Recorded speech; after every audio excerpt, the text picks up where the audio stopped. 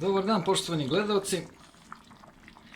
Evo kao što vidite jelo se krčka i to vrlo lepo miriši, negde je sad skuvano do pola recimo. Pitate se šta je to, pa verovatno pogađate, to je paprika.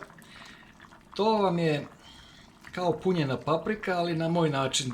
Već sam snimao ovaj video, da se razumemo, kako napraviti punjenu papriku na lakši način. Znači svi sastojci kao za punjenu papriku, samo što se paprika ne puni, nego se isecka na ove komadiće ili tračice, kako god, i svi sastojci se znači stave i kuva se sve zajedno.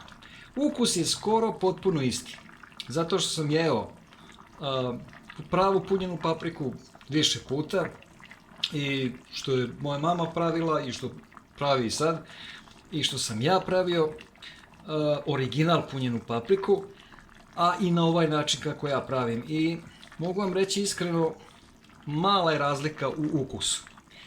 Ali nisam zato hteo da snimim ovaj video, nego sam hteo da vam pokažem jedan kuhinski trik, odnosno fazon. Ne znam da li sam ga nekad pomenuo, ali nije zgoreg da vam pokažem. Evo, stavio sam otprilike sve sastojke ovde, sve što treba. Malo ćemo da promešamo. Jer vidite, gustina je jako bitna. Ovo jelo je otprilike gušće, ne otprilike, nego je dosta gušće recimo nego supa. Kod supe taj kuhinski fazon ne bi mogli da primenimo, a sad ću vam vrlo brzo pokazati čemu se radi. Znači stavio sam, evo vidite, mleveno meso, papriku, paradajz, crni beli luk i još začine. So, biber, suvi začin i malo ove biljke, već šta li je. To je kao neko lišće, ne znam ni ja šta je, to sam dobio, ali vrlo ukusno. Čisto da pojača ukus. Sad šta mu fali još? Naravno pirinač. Problem s pirinčem je što on ako padne na dno i ako ga ne mešate, on će da se zalepi i to onako da kažemo žešće će da se zalepi i možda čak i da izgori jelo. Što uopšte nije poželjno. S druge strane, ako nećete da zagori, morate stalno ovako da mešate. Kod ređih jela. Ali kod ovako gušćih jela ima jedan fazon. Znači, samo pospete pirinač od gore i ne mešate ništa, da ne bi pirinač pao dole. Kao što ćemo sada da uradimo odmah. Evo ovako.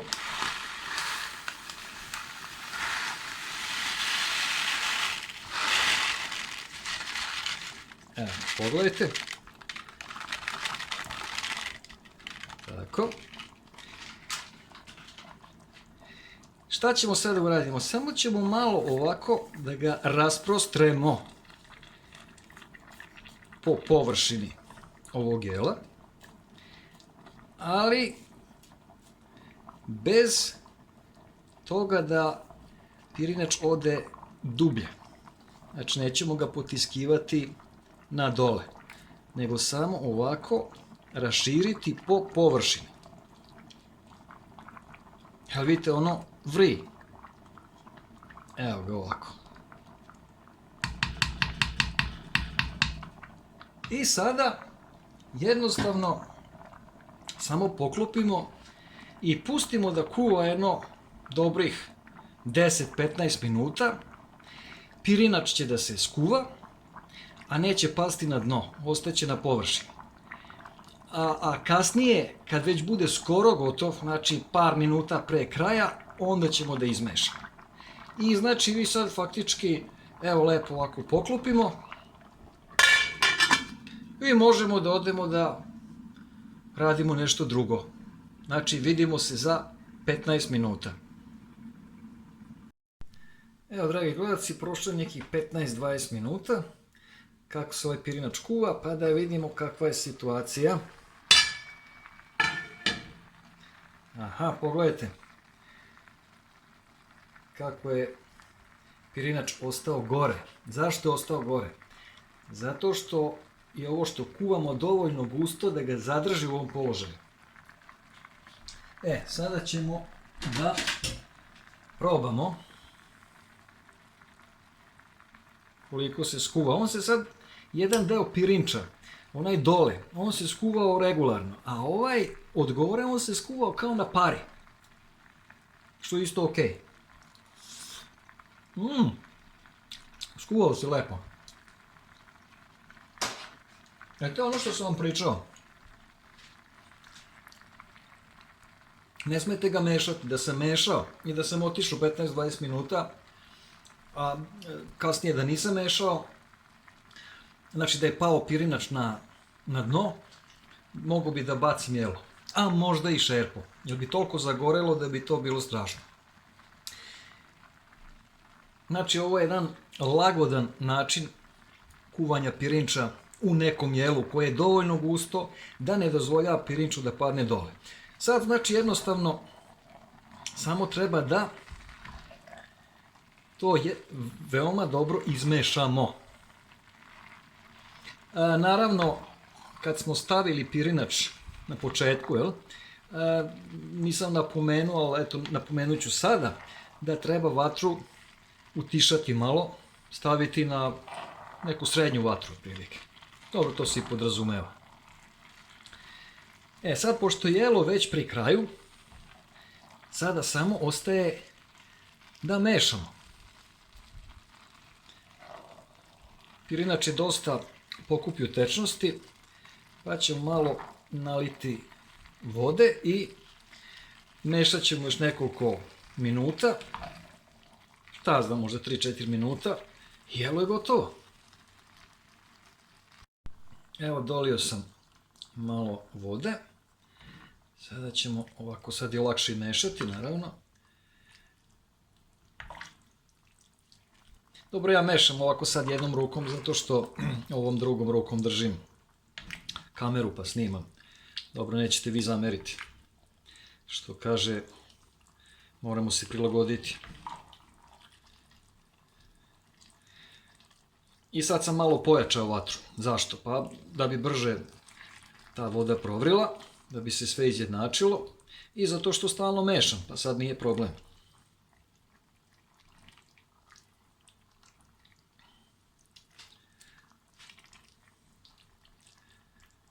Ništa se vi ne sekirajte, to će sve da bude kako treba.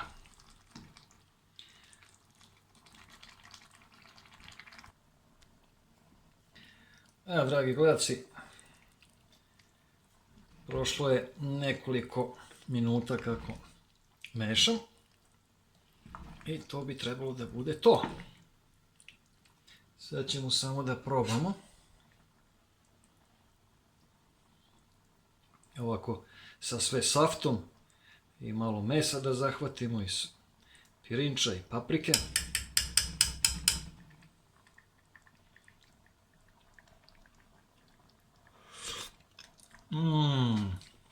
Fantazija. Vrlo, vrlo ukusna. Znači, nema laži, nema prevare. Vrlo slično je kao punjena paprika. Skoro isto. Ili punjenu papriku kad jedete, kad sipate one prave punjene paprike, vi ih isečete u tanjiru, pa dobijete evo ovo. Što bi se onda maltretirali i mučili i punili one paprike? Ja imam video snimljen sa pravim punjenim paprikama. Možete ga naći i pogledati. Tu mi je trebalo jako, jako puno vremena dok sam to napravio. Pa sam i čak stavio u rernu da se zapeku. Mnogo posla, na kraju kad ih iseckam u tanjiru, evo ispadne baš ovako. Faktički, da vam kažem, punjena paprika i đuveč, to su vam kao sestra i brat. Isto je to, vrlo, vrlo slično. Đuveč i punjena paprika. kao brat i sestra. Eto, malo se šalim, ali ima istine. Znači, poenta ovog videa, kako da vam se olakša život u kuhinji. Treba da znate neke kuhinske trikove i fazone. Ovog puta smo naučili kako skuvati pirinač bez mešanja, a da ne zagori. Eto, ako vam je ovaj video bio od koristi, lajkujte, delite i prijavite se na moj kanal ukoliko to već niste učinili. Hvala vam na pažnji i vidimo se nekom sljedećom prilikom. Prijatno!